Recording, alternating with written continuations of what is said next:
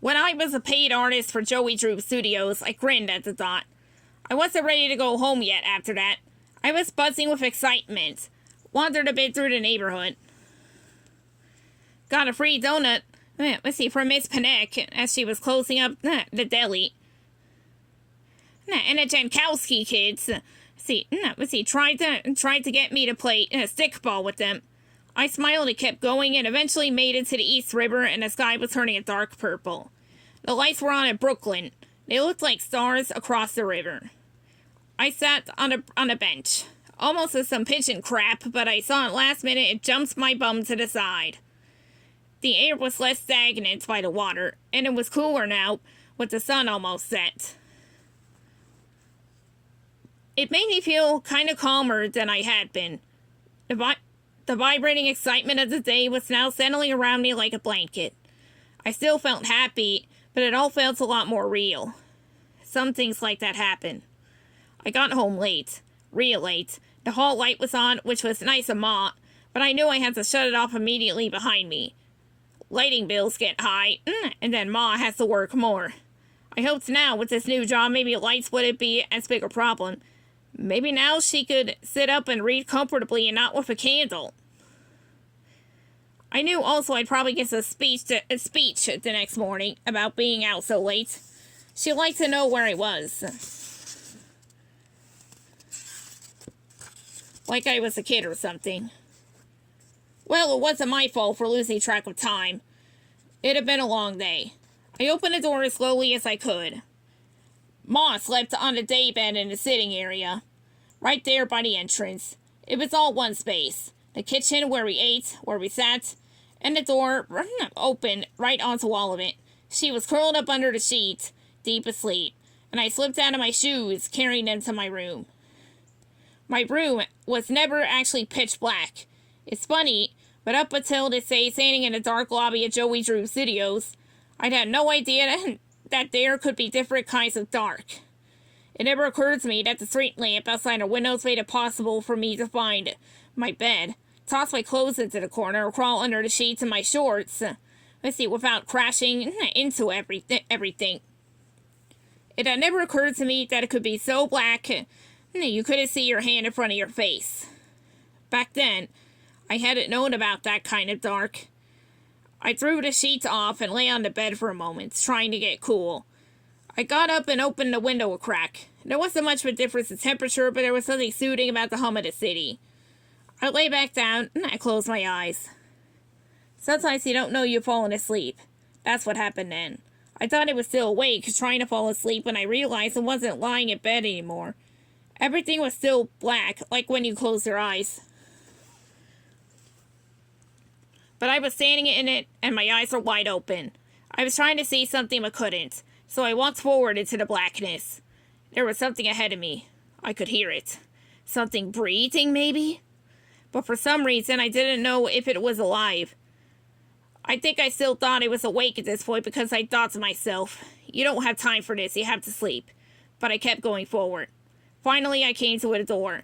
It just kind of materialized in front of me, but I wasn't surprised. There was a knock coming from the other side. This made me take a step back. I felt like I shouldn't answer. Knock, knock. I took another step back. Somehow the door was still right in front of me. There was a long silence. A giant hand burst through the wood, creating a shower of splinters. There was a roar as I stumbled back, but I couldn't get away.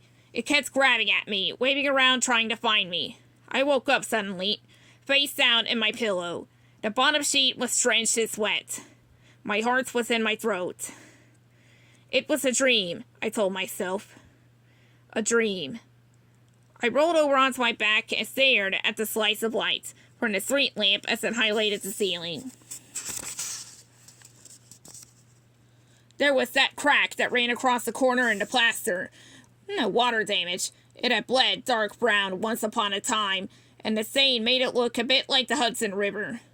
Dark, cold, filled with all kinds of who knows what. Why couldn't I shake the feeling I was being watched? I glanced to my right. A thin figure stood in my doorway. He glowed in the lamplight. A pale, gaunt face. Paper-thin skin stretched over his skull. eyes wide as soulless. A long white nightshirt covering his skeletal frame. All I could do was stare. Breathe. Shake the dream out of my brain. He's not real. Wake up and he'll disappear. But he just kept standing there. He didn't really move. He raised his hand slowly and pointed at me. That's when I just couldn't take it anymore. I closed my eyes and yelled. Maybe it was cowardly, but I couldn't move. I yelled again. My whole body was yelling. The lights buzzed on. The one over my bed did a threatening flicker. The wiring in the wall damaged by the water leak above. Buddy, are you okay? Ma came charging into my room, struggling to pull her pale, purple housecoat on even as the right sleeve was trapped under the belt. I normally laugh, but the terror was still in charge, especially as, even though the lights were now on and the dream long gone, the old man was still there, and he looked pretty much just as scary. I couldn't answer her, obviously. I couldn't make words. The figure turned to my mother. It took a step toward her. That helps me find my voice. You stay away from her, I called out and leapt from my bed. My foot got caught in the hole at the bottom of the knit blanket. She draped at the edge of the bed and I fell face first onto the floor. My goodness, what's going on? Ma said. I was reaching for anything to help pull myself up. I felt like a fool. I pushed myself onto my forearms. A bony hand extended toward me. Up, said a rich, low voice with a thick accent I recognized all too well. I turned my head and stared at the man. His features still seemed too pale and too worn, but his eyes wore a light blue and had a spark to them. No longer hollow. I reached out and took his hand. It was warm. I stood and stared at him for a moment. We were about the same height. He was maybe an inch shorter.